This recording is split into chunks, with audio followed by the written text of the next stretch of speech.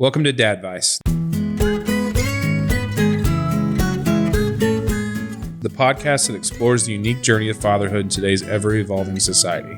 I'm your host, Sean, along with Chance, and we're going to embark on a heartfelt exploration that truly means to be a dad in the 21st century. Today's dads are nurturing, involved, deeply committed in their children's well-being and development. On Dadvice, we'll dive into a myriad of experiences, challenges, and joys. And the pride that comes from being a positive influence in their lives. This podcast isn't just for dads, though. It's for anyone interested in understanding the modern-day family. So whether you're an expectant dad, a seasoned father, or simply curious about the evolving role of dads in society, join us on Dadvice. Together we'll learn, grow, redefine what it means to be a father in today's ever-changing world. Episode 5. Episode 5. Here we go. Take 2. I mean, do we let them know? It's real life. This is the second time that we've recorded episode 5. Why, Chance? Because our sound engineer didn't hit record. True story. Now the question is, who's our sound engineer? I will give you a hint. It's not you. It's not me.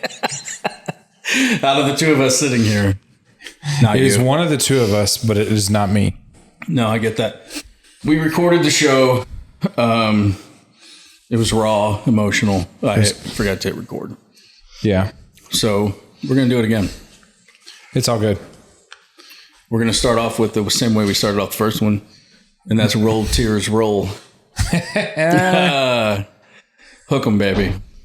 Yeah. Hook 'em. It's our year, man. We're back. Still, feelings are bold prediction. One game, bold prediction. I mean,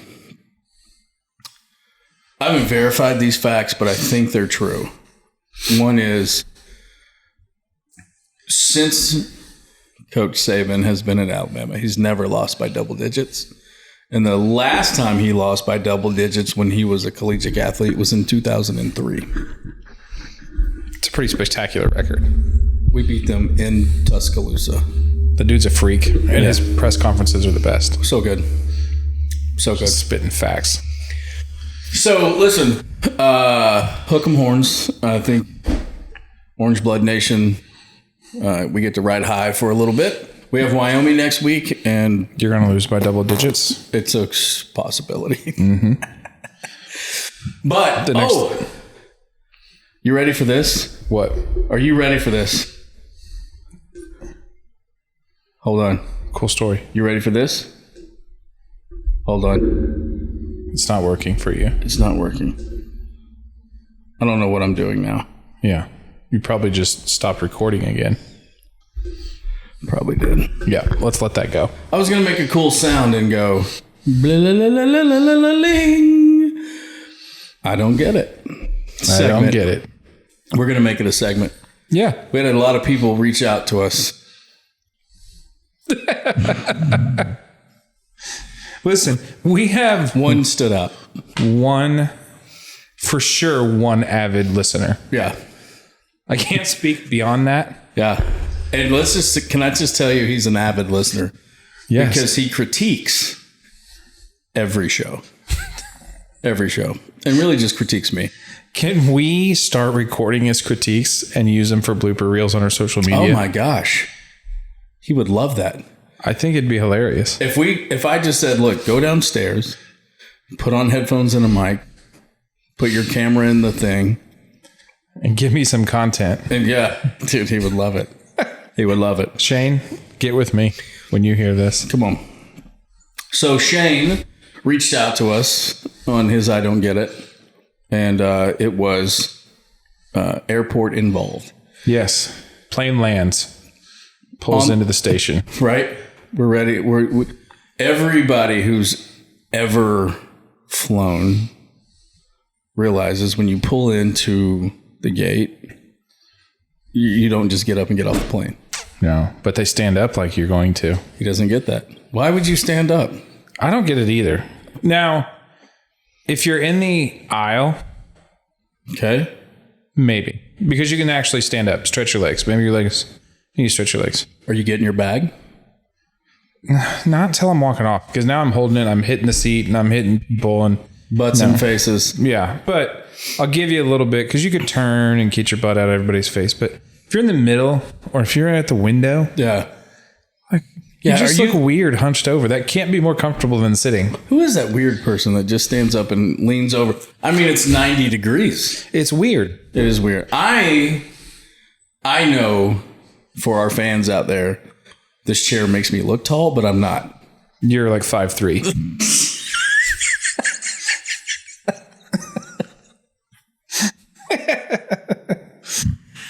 I am a little taller than 5'3". Sorry, 5'3 3/4. I won't give you a 5'4". I'm 5'8". Mm-hmm. Sure. Wow. I am. And so even I have to bend over. Yeah. To stand up. So I don't understand what the point is. It's not comfortable. No. And now you're leaning over in somebody else's space. Right. Because you're like breathing on the neck of the person in front of you, which is just weird for everybody. I mean, who likes that? Nobody. No. I don't get it. I'm with you, Shane. I don't get it. And thank you. Out of all the people who wrote in, we picked yours. Out of all one people. Yeah. It was you won. It was a tough decision, but we went with him. It was. There was a lot of names in the hat. So when we first started this whole endeavor, man, it was going to be fun, and we've been pretty heavy. We've been kind of heavy, haven't we? Yeah, and tonight's no different. No, we're staying on that theme tonight. We got some coming up. They're going to be more fun. Jovial. That's my favorite word. Jovial. I think it's a weird word. Why? Because it's like an in-between. It's a lukewarm word. You're just kind of being nice, but it's not great. Jovial is a lukewarm word. That's what I'm saying. I disagree. I feel like you can't say the word jovial without smiling. Try it. See what I mean? I want to go on record and say I'm not laughing at the word as much as looking at you because of your facial expression in that moment. I was staring at the corners of your mouth going, I can't do it. I know. I love it. So tonight we're gonna go down a journey of something that's tough to talk about for you. Yep, not my favorite topic at all. And it's kind of a not fun. That's a weird way to put it. Yeah, I take that back. It's kind of an interesting topic because I do not suffer and am really just learning to understand. Yeah. Well, it's interesting for me because it wasn't something that was, for me, something I dealt with until it was probably in my early 30s. It's really amazing. Yeah. It's interesting. So we're going to talk about anxiety, living with anxiety, trying to function as a business owner, a father, a husband, a friend. Yep. Living with anxiety. And I will tell you that I live in a house where I'm not going to say it runs rampant, but it's here. Yep. And for the longest time, I was probably like most of the population. It's not a real thing. You're just a worry wart. Yep. When I was younger, I had a similar perspective. Push through. You're fine. Yeah. Why can't you figure this out? Yeah. Don't be weak. Right. And it's just not that simple. No. Did you find yourself in those moments when it was just push through, don't be weak, but yet it really is a I don't want to say malfunction. You used a good word the first time we did this. What was it? Chemical imbalance. Thank you. Yeah. It really is something that you can't fix. Like you can't just push through, right? Like, yeah. Big picture, no. I mean, you've got to put things in place to work through it, whether it be medicine or it be learning triggers and practical things to do if you feel them. There's days where you can, but there's days where if you truly have anxiety that you're not just going to push through, and it takes a while to get to a point where you go, okay, yeah, this isn't just something, I can't just ignore and override this. Yeah. And just keep doing what I'm doing the way I'm doing it. I have to adapt in some form or fashion. Yeah. Do you, what's it feel like? Does it feel like you're worrying about everything but yet not worrying about anything? Is it something you feel like you have to check off a list or do? Right. Tell me, can you explain to me what it feels like? Different for everyone, but it could be any one of those things. Okay. It could be, I'm feeling anxious because I needed to get 15 things done today and I only got 10 of them done. And now tomorrow I have 15 things plus the 5 things I didn't do today. And then, and then it just, it goes and goes and goes. It could be stressing about a situation you can't fix or a situation that doesn't have an immediate fix. It could be some days it's just nothing. And it's just, feeling either out of control or feeling stressed, or sometimes like your skin's crawling, like crazy, moving on you, or, some people have tightness in their chest, or, their heart's racing, crying. There's a myriad of things it can be and look like, and it just depends on the person. And for some people, it's more than one of them. And I'm starting to learn that there's different levels, right? There's some that it's debilitating. Like, yeah, I can't move. There's some that's absolutely debilitating, and there's some that it's panic attacks. There's some that people can't leave their house when they get to a point of this level of anxiety. So yeah, it's a wide variety. I've heard of people going to the hospital because they literally think they're having like a heart attack, or something, and it's not.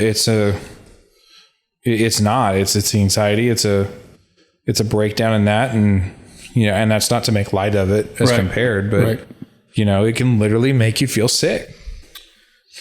So we're going to unpack the disease itself, and then we'll kind of talk about practical applications or everyday. So my next question to you would be, is it every day?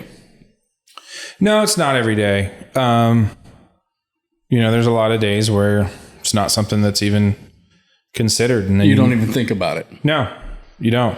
And then there's some days where you just have this like undertone of discomfort in your day.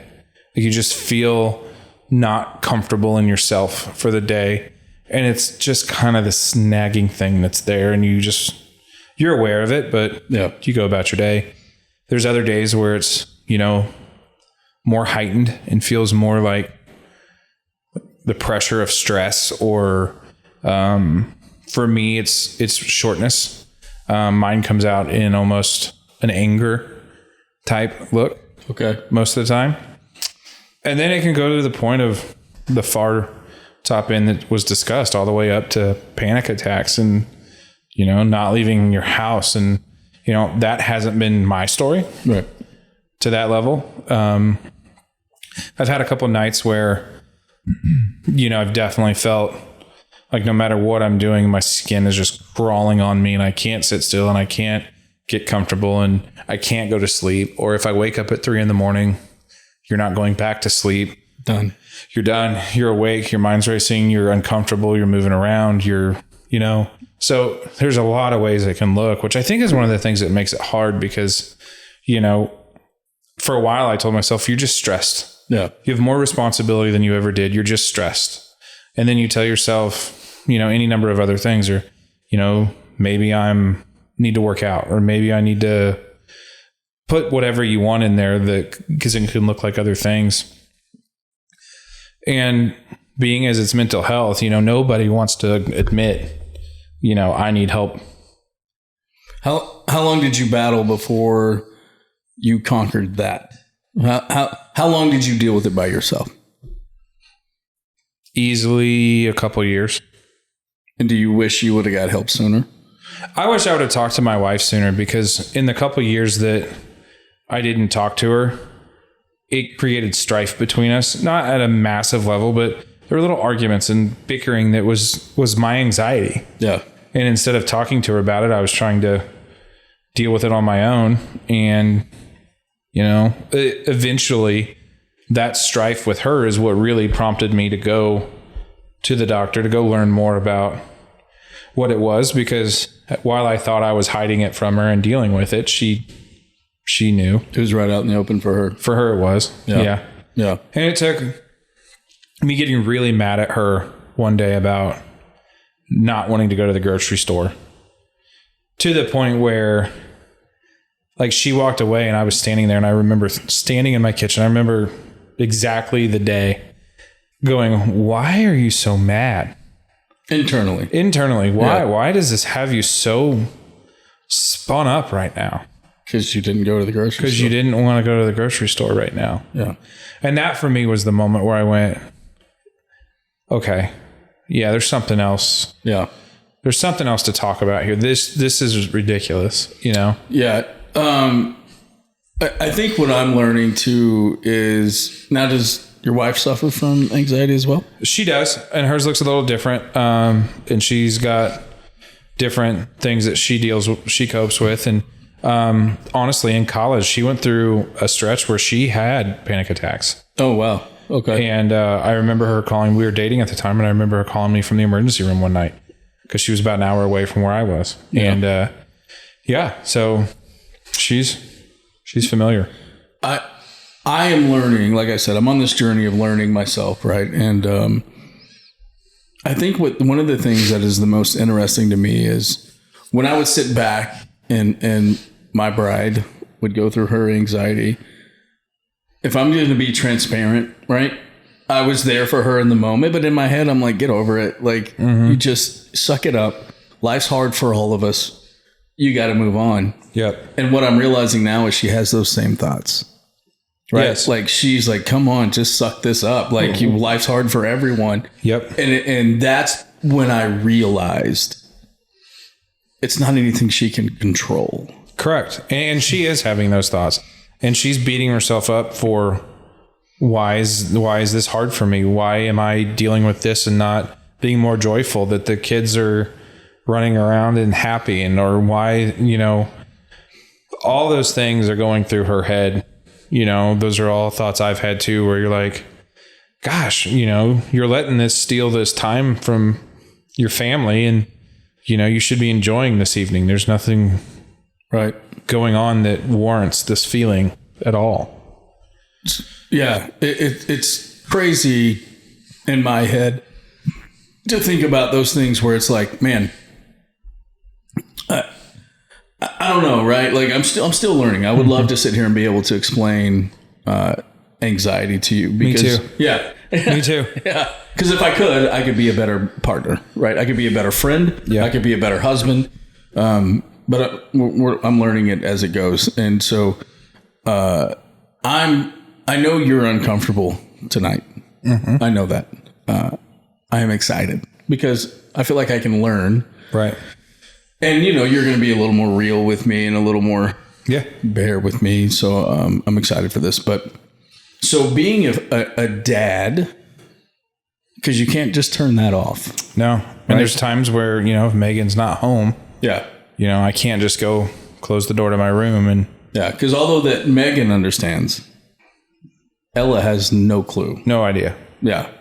No. And so how do you deal with that? Like, can you feel it coming on? Is there some practices that maybe you can help somebody else with who deals with this? Yeah. How do you deal with that?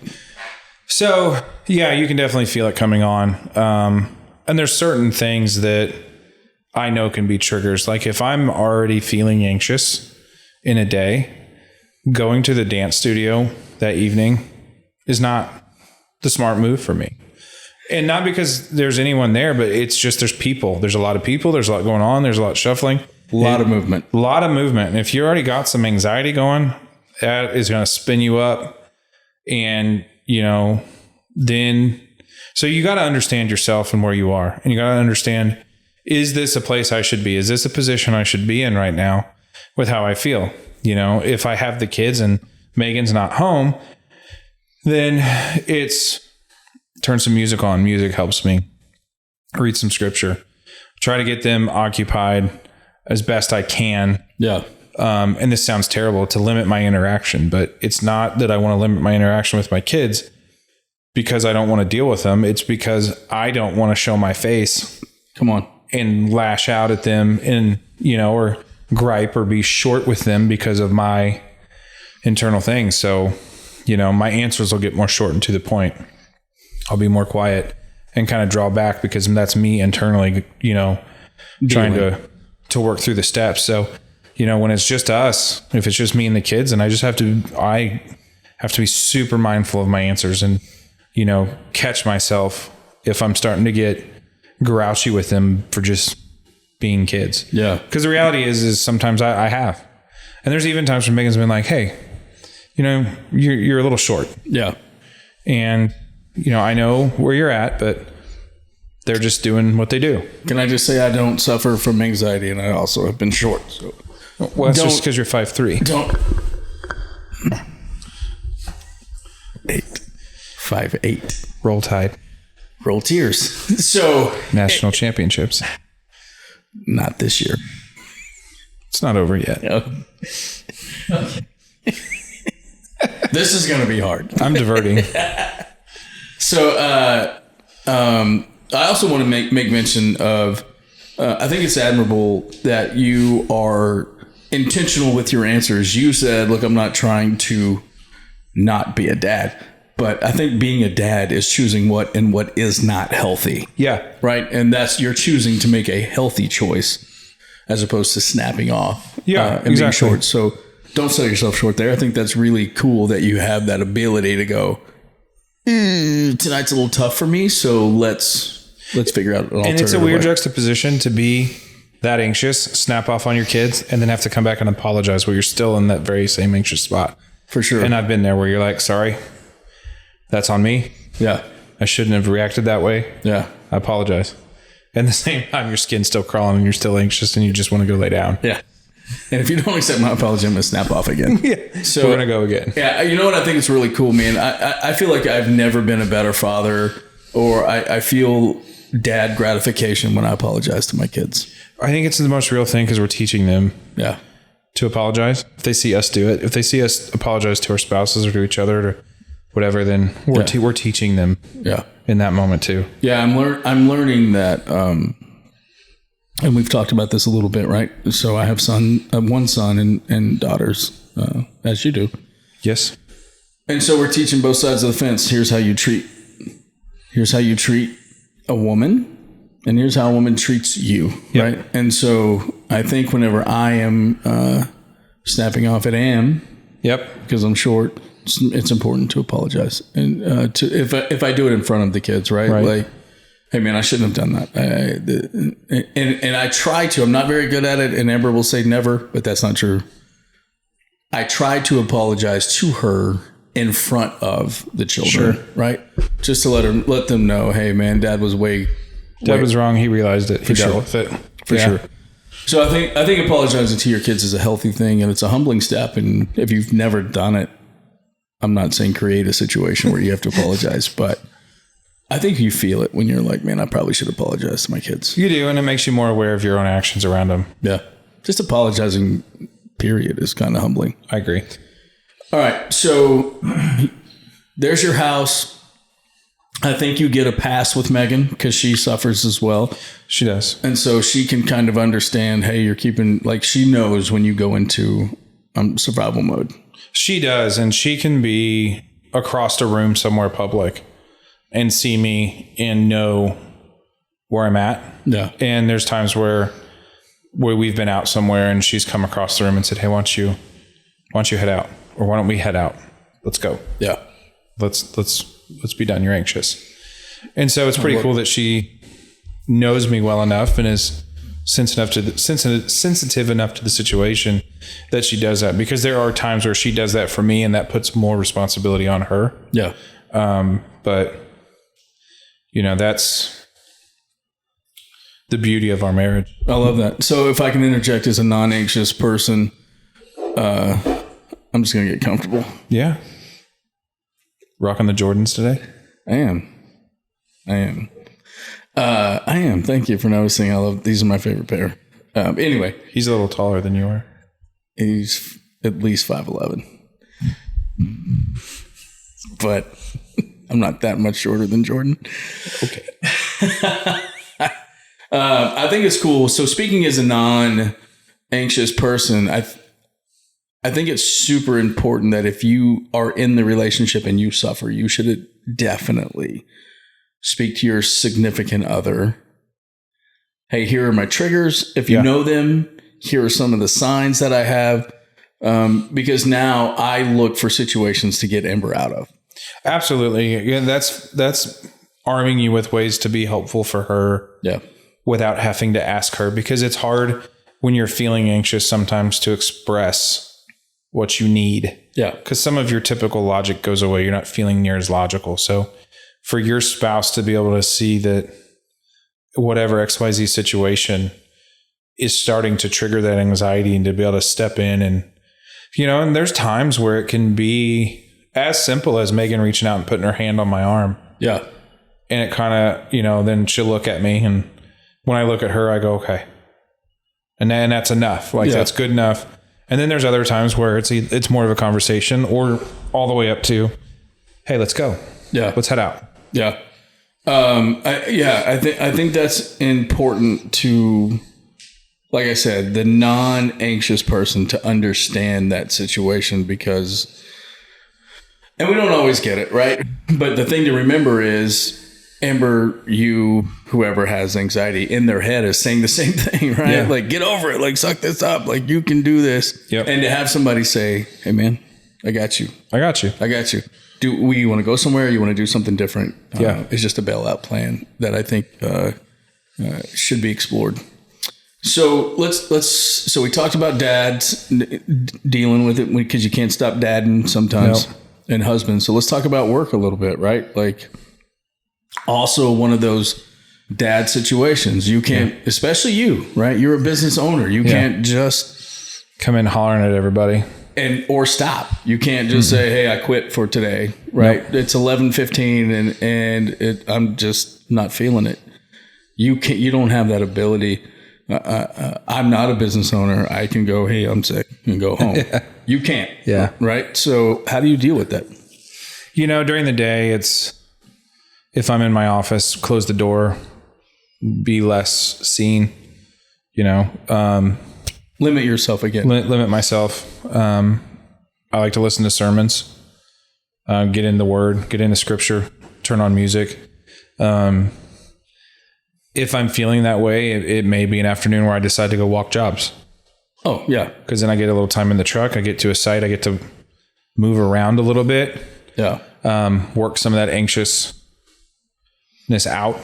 Okay. And get your mind off of it, if you will. Get your mind off of it. You're out. You're engaging in questions and things on a site.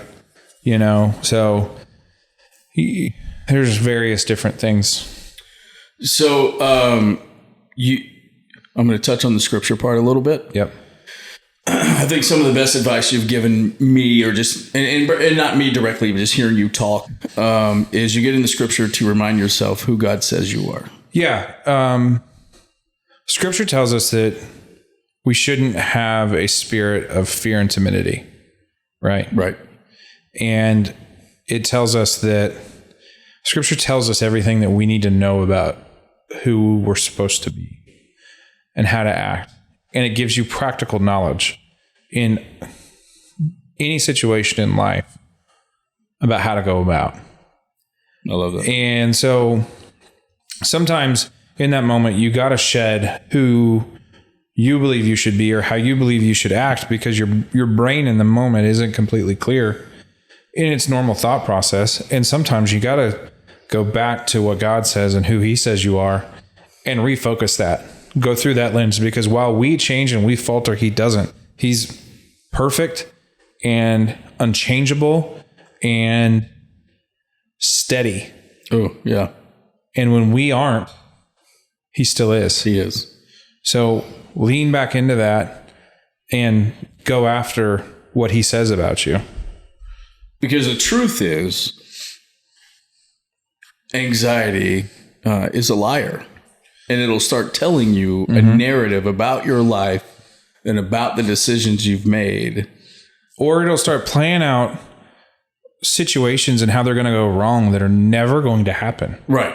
Like if you think about, and anyone that has anxiety is sitting there going, yes, the situations you've played out in your head and how bad they're going to go and how bad they can go. And the reality is 98% of them have never come to fruition. But you've ran through all of them thousands of times in your own head and exhausted yourself with them. That is amazing to me, right? You got to interrupt that tape, and so can I compare that to, so when I go to a restaurant, right? Even church, this is crazy, but even church, I'll sit down and go, okay, if a gunman comes through that door, or if a gunman comes through that door, or if a fight breaks out here or a fight breaks out here, here's how I'm protecting my family. Here's the exit I'm going to try to get them to. And here's how I'm going to defend that situation. It's a thing that reoccurs in my head just constantly when I'm in different situations, right? Sitting here with you, I'm not going, all right, if Sean twists off, here's what's going to happen, right? But anxiety says, all right, I'm about to get in my car and head to work. Mm-hmm. This guy could run a stop sign. This guy could run a stop light. This guy could do this. Is that fair to say? Sometimes. And for some people, yes. I had a situation where I took Gracie to George Strait at Arrowhead. And this was in between. I'm taller than George Strait. Fair enough, whatever. He is 5'1", 2. I don't know. Anyway. But I'd like to say he's the king. Oh, he can do some things that I can't. I'm just saying. King George. Yeah. All hail. But not above Jesus, sorry. Nice, Claire. Thanks. But no, so for me, I take anxiety medicine. Okay. And nothing against it. It works for some it doesn't. There's many other routes which we can get into. But and for a stretch, I didn't take any in between because I didn't like the medicine I was on. I didn't like how I felt. And I took Gracie to this concert. And as I'm walking into the bathroom, there's 4 or 5 guys standing over here that appear to be fairly intoxicated or early 20s. And as I'm walking in, the women's room is to the right and the men's room is to the left. I'm playing in my head if they say something to my daughter because they're being over the top and mouthy to many people that walk by. Yeah. And in my head, I'm thinking, okay, I come out. She has to stand here and wait for me. They're giving her a hard time. They weren't paying attention to her. Yeah. Nothing was ever said. Yeah. But this heightened nerve has you almost in that same place you're talking where you're just more vigilant to what's going on around. Okay. And it's pressing your senses more. So does a moment like that start kicking off anxiety? And now all of a sudden, now it's this group of guys and now it's this group of people and now it's this and this. And for some, it can. Okay. It can. It doesn't as bad for me. Yeah. But it can. Okay. I was curious in that because, so Amber was in a really bad car accident, a couple of years back. And so that's in the car is her worst anxiety. And I've noticed, so her family's from Oklahoma, right? And so we'll go to Oklahoma a bunch.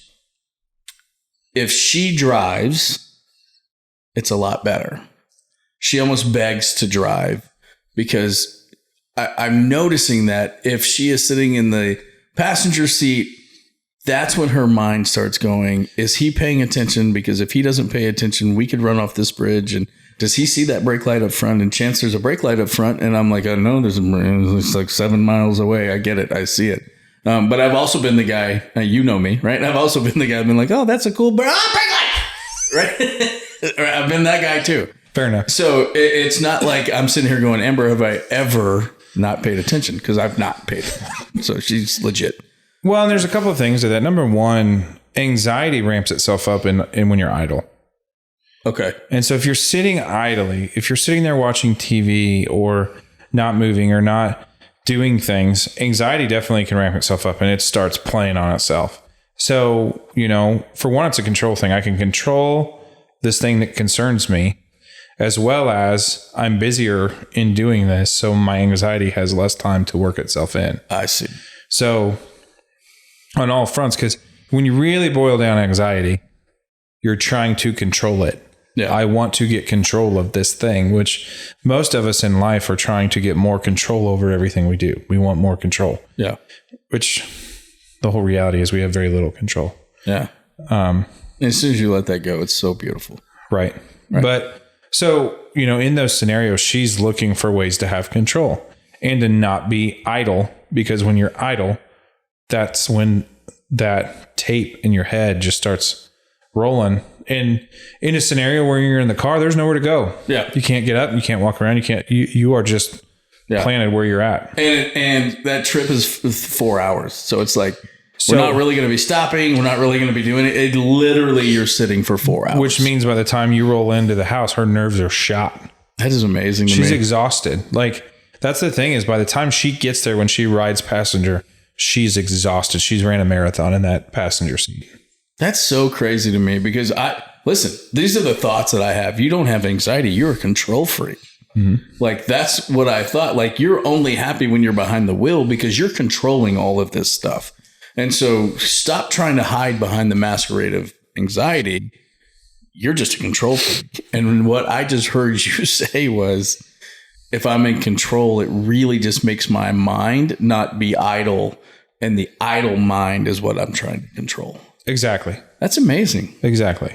I just grew right there in that moment. Yeah. She's going to thank you for that. Good. I'm glad I can be helpful. Yeah. Because like I said, man, for many years, I'm just like, it's not anxiety, bro. you just try to control everything. But now I understand. I was pretty anxious over the winter. I had a couple of months that my anxiety was spooling up hard. And I painted the vast majority of our main floor. just to be active. And there's a couple of times when my wife came home and I was like, I'm going to have to recut in what you've done. I don't like what you did there. And I'm like, I don't care. Yeah. It's not about that for me at the moment. Oh, you think I'm painting for it to look good. That's not what I'm doing. This is for me not sitting still. So, man, now I'm going to go way off the rails. You ready? You know how my mind thinks. Do you think that anxiety plays a part in criminal activity? Oh, never contemplated it. Like, I'm curious now, like just if you paint a wall, right? What if you don't have a wall to paint? What if you just need to be busy? Is that some of that sending people out just to do malicious things, or just things in general? Like, I'm not trying to stereotype that anxiety. I mean, I think it could, if you've got other. I'm dipping down into other things going on as well. Yeah, I mean, it's possible, but that kind of leads me into, when you have anxiety, you have to figure out the triggers and how to work through it, because if you don't, it has the potential to start turning into bad ways of coping. Okay. Drugs, alcohol, pornography, whatever. Because you're trying to numb the mind. You're trying to numb the mind. You're trying to give peace to your mind. And so, you go home and have a bourbon and you're like, oh, that calmed me down a little bit. Yeah. And then the next night you have 2. And then 6 months later, you're having 5. And then you're blacking out every night. Like, just to numb the mind. And I'm not trying to be like over exaggerate. There's really people that's reality for. So you've got to try to channel that anxiety into positive things. I know a guy that literally started working out again because of it, works out 5 or 6 days a week and does these fairly intense food plans and goes through all this prep. And it's helped him with his anxiety. He's giving it a channel that is more productive than drinking or other things every night. Yeah. So, if you have anxiety, you have a hand to play. You don't get to just play the victim. That's coming from somebody who deals with anxiety. Like, you deserve some grace, but you also have to take your hand and walk out your part of what are you going to do with this? Because there's things to do. And, you can take medicine. That helps for some. There's different kinds. There's working out. There's scripture. I journal when I'm really anxious at home. I have a journal on my nightstand and I'll just word vomit out of my head. Wow. Anything in particular or just go? Just go. Okay. Whatever's in my head goes on paper in whatever form. And I'm sure there's some of them that if you were to read it after would be like, what 3-year-old? That's a weird spot, my guy. So, you've got And to the point of even therapy, you've got to find what works to work through it. And you have to lay your pride down and your, I can fix this down to go, work through it in a healthy way.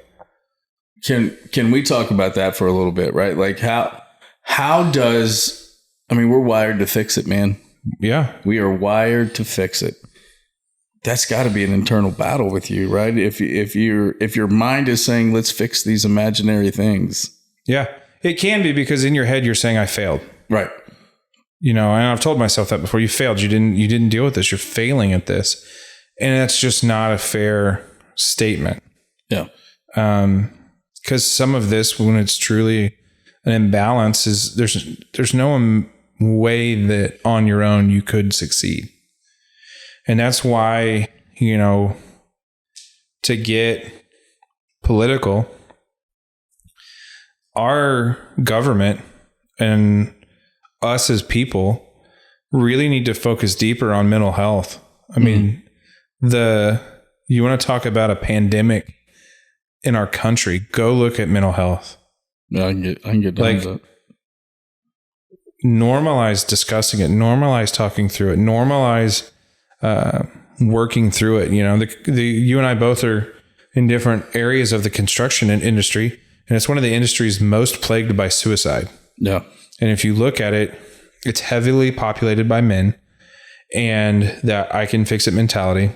The reality is guys in construction don't take good care of themselves. They work labor heavy jobs where they just get used to being uncomfortable all the time. And then they just find ways to numb themselves up. They've never been a group of people that take good care of themselves. And so this is something else that goes on. And because of that, there are, it's one of the highest ones. In my 9 years in business, I've had 2 guys sit in front of me and talk to me about trying to commit suicide. Crazy. As a business owner. And let me tell you something. That is a conversation there's no way to prepare yourself to have. Oh, I can only imagine. So that mental health, you got to talk about it.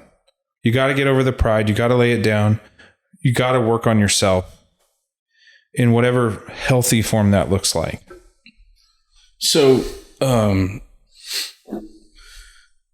yeah, one of the main reasons we started this, right? One of the main reasons we started this, like, let's make it a safe place for guys to talk about. I have been unbelievably blessed with some really good friends. Yeah. My brother, yeah, man, I don't know where I would be without my brother. He's talked me off a lot of ledges, right? Sure. I'm also blessed to have a brother-in-law who is a brother to me, right? Like I just hate saying it because then I married my sister if he's my brother, so it's really kind of weird. You're from Texas, not Arkansas. Come on. Sorry to any of our friends in Arkansas. I didn't mean it. Yeah, he did. Go Razorbacks. Well, we'll beat you too. But anyway, my brother-in-law is, he's a man's man, right? Like he's got this gorgeous mustache. I feel like you're lusting after him. That's weird. Well, his mustache anyway. It's a beautiful thing. Better than Tom Selleck's? Yeah. I'm going to need a picture to prove this. Yeah. He's kind of, it's a Yellowstone mustache. Okay. Yeah. Like I think we should both grow mustaches. You think? I do. And our wives are going to hate it, and that's going to be fun. Man, I would do that. I'm in. I think we should. Except the only mustache I have to judge is off of his. And dude, I'm telling you, it's magnificent. But anyway, I digress. We'll come back around to that. That could be a whole nother episode. Yeah. Mustaches. We're going to have him on just so everybody can go, I got to see this thing. We could have a whole episode on the proper mustache. As Definitely. A dad, I feel like it's important. It is important. Yeah. Let's do that. I like it. Okay. Check. All right.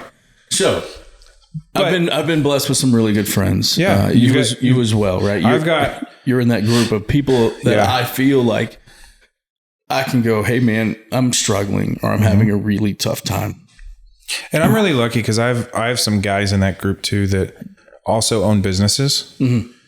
And that is a different level that's hard to explain to someone that doesn't. This isn't me complaining. These are my choices and I love what I do, but there's a stress and a weight that we carry as business owners that some people look at and go, well, you're the business owner and you have this and you have that and it's easy and you don't even know. Yeah. And so I've got a couple guys that are in that boat too. And having those guys to talk to that you can be real with. There's a lady at our church that I've heard talk about before that you've got to have the friend that you can share the last 10% with. Come on. Most people you'll share the first 90, but who are you going to share the last 10% with? Man, that's good. And that 10% is the realest of the real stuff that you need to share. Yeah. So find that person that you can share that last 10% with. Yeah. And share it. I 100% agree with that. And I'm not saying that my brother-in-law and I started off that way, right? We grew that way. Like those relationships take time. Yeah, man. We trust. Yeah, and you've had to go through some stuff together, right? Yep. We've gone through some stuff together. My brother-in-law, spent some time in Iraq and saw some unnecessary or necessary death. I don't know what you want to call it, right? Some say, hey, for freedom, it's necessary, and I get that, right? And so, but my brother is a police officer. My father-in-law, one of the greatest men I know, fireman, right? They've all seen some things that I'm going to go out on a limb and say are the last 10% of what you're talking about. Yep. And so it's important that you get that you find those friends, you find that community that lets you lets you say, man, I'm hurting, or I did this wrong. I've really messed this up, or I'm in the middle of something wrong and I don't know how to get out of it. Yep. And so I want to take this moment. I think it's important to us. I think it's important to what we're doing here to say, if you don't have that group, Dadvice Podcast at yahoo.com. Send us an email. Yeah, man. We'll reach out. If you're local, we'll go get some coffee together. Yeah. Yeah. Yeah. We'll figure it out because I just believe it's that important. It is. And, you got to find somebody that you can build enough of a relationship and trust with outside of your spouse. And this shouldn't be a female. No. This needs to be a buddy. No, this is intimate. This is a buddy. Yeah. That you can be 100% honest with. Yeah. And I'm lucky enough to say that I've got 2 or 3 guys that it could be 3 a.m. on a Wednesday and I call and they're going to pick up. And if I need something, it's going to happen. And there's no question in my mind. Yeah, man, I'm on my way. Yeah. And it's almost terrifying that they don't ask more questions because we've had those phone calls before and they're like, yeah, I'm on my way. And you're like, yeah, man, you don't even know what to wear. Yeah. You don't even know what we're getting into. You're just coming. But you're coming. Yeah, man. And email us. Please. Let's talk. Please. If you're sitting there and you're like, man, hey, look, there's no way I'm ashamed or I'm embarrassed or whatever it is. I'm just going to be tough love right here and get over yourself and email and talk about it, man. Well, I'm going to tell you that there's not going to be any shade thrown. No. It's serious and it's real and it's okay. And we as people have to understand that sometimes we're not okay and it's okay to not be okay. Come on. You don't get to stay in that space. We got to figure out what we're going to do with it, but also hear that it's okay. Yeah. It's all right. Yeah. I'd rather you reach out. If you don't know us, I'd rather you reach out to people you don't know than start doing harmful self-care. Agreed. So please reach out. Again, that's heavy. Yeah. I thought we were going to talk about like toenails and stuff when we decided to do this. Yeah. We haven't really. Yeah. We haven't done that. We haven't. We will. We really will. We will. We really will. And we're headed that direction. But these things are important. These things, I think, while heavy, are at the heart of what we wanted to get into, because I think one of the things that we wanted to do was shine a light in some areas that we as men don't like discussing. Right. Right. And there's no better example to set than for you and I to sit here uncomfortably and go through some of our own discomforts. Come on, brother. Nobody wants to talk about anxiety that might have a hold of them. Nobody wants to talk about getting fired. No. It happens, man. No, they don't, but it's real. Yeah. And hopefully we can be an example where other people look at it and go, they not only talked about it, but they put it out in the world afterwards. I can't be as bad off as those two. If he's figuring it out, I think I'm okay. Those two are clowns. Oh, gosh. I love it. I absolutely love it. Well, I think it's an awesome thing that we're talking about and kind of coming into this community discussion. Church service for me last Sunday was about community, right?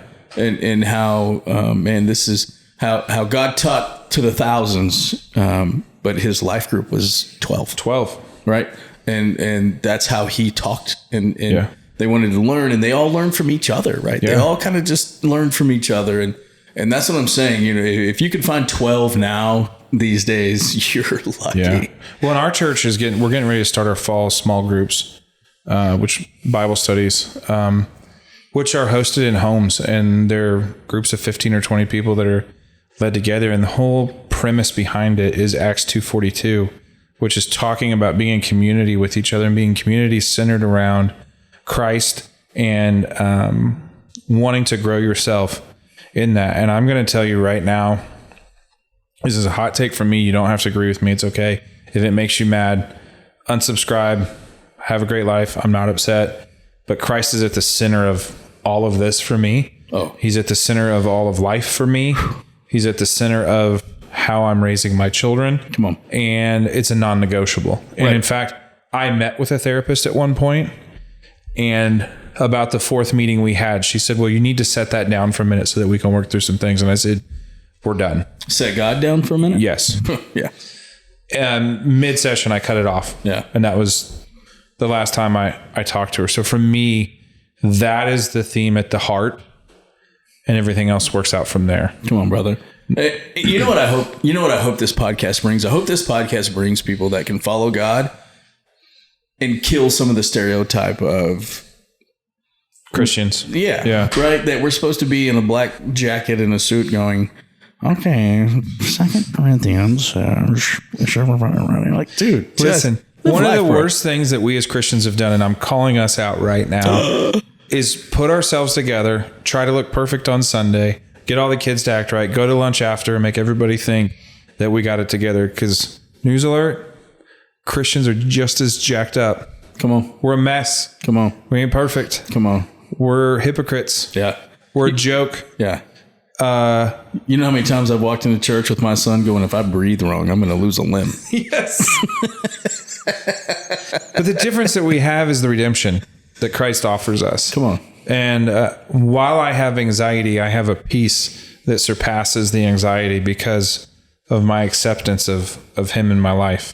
And that's the beauty of Christ. And that what we need to get better as Christians in talking about is you don't have to get yourself to a certain point to come in and be a part of it. Just come as you are. You don't have to fix these things and then come to it. He wants to get right down in the dirt and in your mess right where you're at and go to work. I love that. Right there. And that has to be our mentality with anxiety or other struggles in our lives as well. As I don't have to get myself to a level here. I just have to get in the dirt and get to work. There's not a perfect time to start. Today's the perfect time. Just start. Right now. Just start. Just decide. And if you're trying to figure out how to do that, New Life Oak Grove. Gateway Blue Springs. If you don't have a church home. A therapist. A friend. A spouse. Yeah. Can we talk about therapy for a second? Yeah. Do you mind? No, let's do it. So some of the best advice I got, which I can already tell you agree on, is if I'm going to go to therapy, is find a God-based therapy, because it can go pretty south. If you and if you're not a believer, there's therapy out there for you that isn't going to be surrounded in that. For me, I want to be in a therapy that is surrounded by that, because that's where my beliefs lie. But it's part of it. If you are faith-based, find a faith-based one. Yeah. You're going to come to a crossroads if you don't, like I did. I think it's amazing. Here's what therapy did. I went to therapy for a little bit, right? I had to talk some things out, and I was getting really caught up that I felt like I was really putting myself out there with people, and that I was really trying to let down some guard, if you will, and that was not being reciprocated back to me. Sure. And so I'm, everybody feels like, and I'm not talking about my wife here, I don't want to get that wrong. I could be talking about our relationship, or even my brother-in-law or my brother. Again, not who I'm talking about, but you feel yourself going, all right, I'm giving 100% here, and I'm getting maybe an 11% return. Yep. And so what am I doing wrong, or what is it? Right. And so what I had to realize is, or what therapy helped me realize, is that there's a whole lot of people out there that feel just like I do. Right. Yeah. There's a whole gamut of people that are, shy extroverts. Right. Yeah. Shy extroverts. Right. You put me around a crowd of people and I will nervously blend in. Gotcha. Right. Yeah. Like a lot of people think this is just me and I'm just out there going, hey, I don't really have a care of the world and just blah, blah, blah, blah, blah. Right. Man, I'm a fun loving guy. I get that. But it's also your deflection to keep them from getting close to you. People don't realize that. Right. Yeah. Like that's my tactic. Right. Yeah. Let's talk about joke. Let's keep everything at the surface. Let's just keep you at arm's length and keep you at arm's length. Yeah. Right. And that has an effect on people. It has an effect on me. And I was really craving some relationships. Right. I was really craving. My wife and I have a great relationship. I get all that. I heard about my brother and my brother-in-law, and that's great. But like people like you, right? Like I really want to have this relationship. And the false story that I told myself is that it takes all day. It takes all my time. Yeah. It really doesn't. Yeah. It really doesn't. No. It's about giving you that last 10%. And it takes some intentionality, but not all of the time. Right. And there are people that will abuse or use, and it takes someone that's going to reciprocate as well. And I think we also have to understand where those people are in their day. Yeah. I saw something the other day that was talking about how this lady thinks that the idea that a marriage is 50-50 is inaccurate. That the reality is, not every day can she or her husband offer a full 50% to the other person. So they worked out a deal where one of them would come in and say, hey, I'm at 20 today. And that told her she needed to be at 80. Yeah. And if she came home and her husband came home and, he said I'm at 20 and she said I'm at 40 and it didn't equal 100, then they had to sit down at the table together and talk about how they were going to work through the night respectfully for each other. Wow. Because they knew collectively they didn't have 100% to offer. The view of that is really interesting because that goes to friendships too. There's days where I can't give you 100% or 50% or whatever, or vice versa. Yeah. And, that's real. Yeah. But when you start building trust with someone in any relationship, then you start seeing that for what it is and not as a slight. But that takes time. It does. It absolutely does. And it's amazing to me, the relationships that I do have now. And, you talk about that, right? I talk to my brother-in-law, I don't know, 10 times a week. Right. We talk a lot. Right. Yep. And there's times that I'm distracted and he'll just go, okay, man, you're busy. I got to go or I'll let you go. Right. And there's times that I hear it in his voice that he's distracted or he's sitting at work. And when he first said to me, hey, man, you're not paying. I get it. You're busy. I'm going to go. Right. I got pissed. Yeah. Right. And I'm like, who are you telling me I'm busy? I'll tell you when I'm done. I'm busy, but that ain't for you to tell me. Right. And so what I've realized is, no, man, this guy cares about me enough that he knows you're not talking like you normally talk. And so you're obviously distracted, but you're a nice enough guy to keep me on the phone and just keep talking. And so, hey, listen, man, we'll catch up later. It's not unhealthy for him to say, I don't want your half. I don't want to burden you. I don't want your half. Let me know when you're full and you're ready, and I'm in. And then let's talk about that. Yeah. And it's really grown me to go, I'm starting to understand what it really takes to, here I am thinking I'm giving 100 and I'm like, yeah, I'm not listening to a word you're saying. And so I feel like I'm babbling now, but it's helped me say, hey, I'm intentional. Yeah. When you're calling me, I'm going to put everything away if I can and be intentional and listen to you and hear what you say. And man, we talk about God, Catholicism, golf, weather, marriage, kids, trucks, construction. I mean, you know, all of it, man. And every bit of it is 100% intentional. And that's why I say, if you don't have somebody, reach out to us. Yeah. I know how my life is fulfilled. It's weird to say, I'm going to go play golf with him and my father-in-law and my other brother-in-law, who I love dearly. Shout out Tunnel. He was a warrior chief at his school. That's wild. Got a picture with a headdress on and the whole 9 yards. What school is that? Where they have warrior chiefs at. Down in Florida? It's in Oklahoma. In Oklahoma. Yeah. We don't talk about Oklahoma. No, we don't talk about Bruno, but it's, I think it's Weber High School. Oh, yeah. Anyway, I'm so excited. Like literally, Amber was going to go with, but dance gets in the way, as it usually does. I feel that. So they're taking pictures next weekend, not this weekend, but next. And so they're going downtown, and it's our little one's first year on company. So she's going to go handle all that. So name another, like I am so excited to leave here Saturday afternoon, drive 4 hours, catch some rest, get up with him.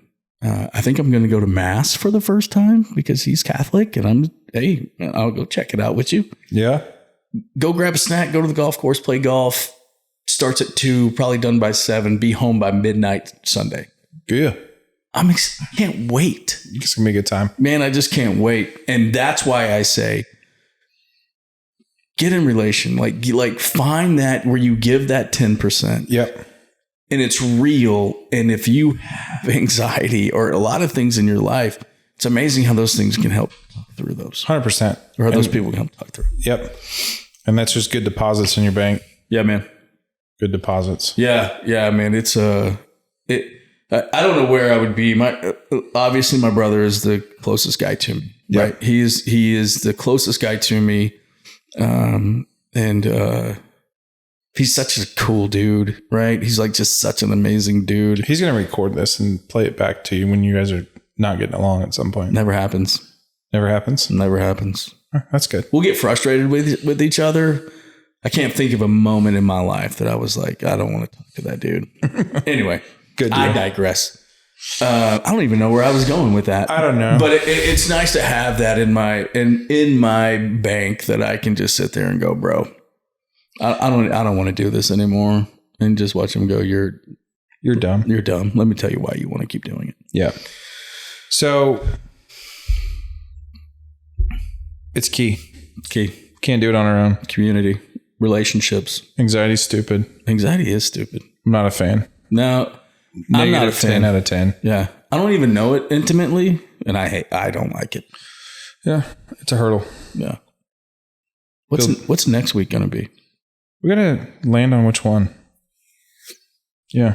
Something makes me giggle. This is serious. Yeah. I tear up. I'm an emotional guy. Like I try to be the tough guy, like the guy. The funny guy. Yeah. Man, I'm an emotional, just basket case. Well, we'll have to go see what we've got laid down and pick one of those. I love it. Maybe our millions of viewers who wrote in last time could just, hey, you want to throw some suggestions this way and whatever Shane writes down. Yeah. Shane, what you got? Talk about mustaches, maybe? Ooh, Anthony would be. We need to get our website going. I think it's close, but I could just post a picture of just Anthony's like from here to like just the stash. Well, maybe you'll have to get some pictures of it when you're down there in a couple of weeks. That's a good idea. I know. I'm going to do that. That'll be on our next reel we'll drop. We need to find out what we're going to do. And then next week I'll have Anthony introduce it. Okay. And I like that. You'll see it. You'll see the stash. Beautiful. Great idea. All right, brother. Sit tight on the edge of your chairs. We don't know what's coming next. No. You don't know what's coming next, but it's going to be good. Yeah, we're really just kind of flying by the seat of our pants. We're going to hit record the first time next time. Maybe. Yeah, I should probably do that. All right. Hey, can I just take a moment and say, if you need me, I'll be there, right? Yeah. If you're in one of those moments, call me, man. I'll be there. Appreciate it. Thank you for saying, hey, I know it's tough. Nobody wants to talk about anything shortcomings wise, right? Right. So, man, thanks for opening up. I appreciate that. Absolutely. And hopefully we help somebody out there. And at least, again, Dadvice Podcast at yahoo.com. Tell us your story. Write us in, man. We'll get it figured out. And other than that, have a great week. Yeah.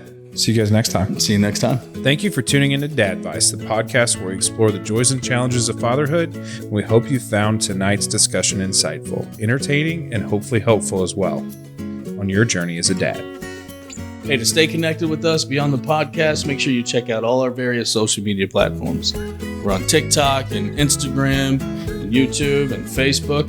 Or you can email us at dadvicepodcast@yahoo.com. Thanks, and hope to talk to you soon.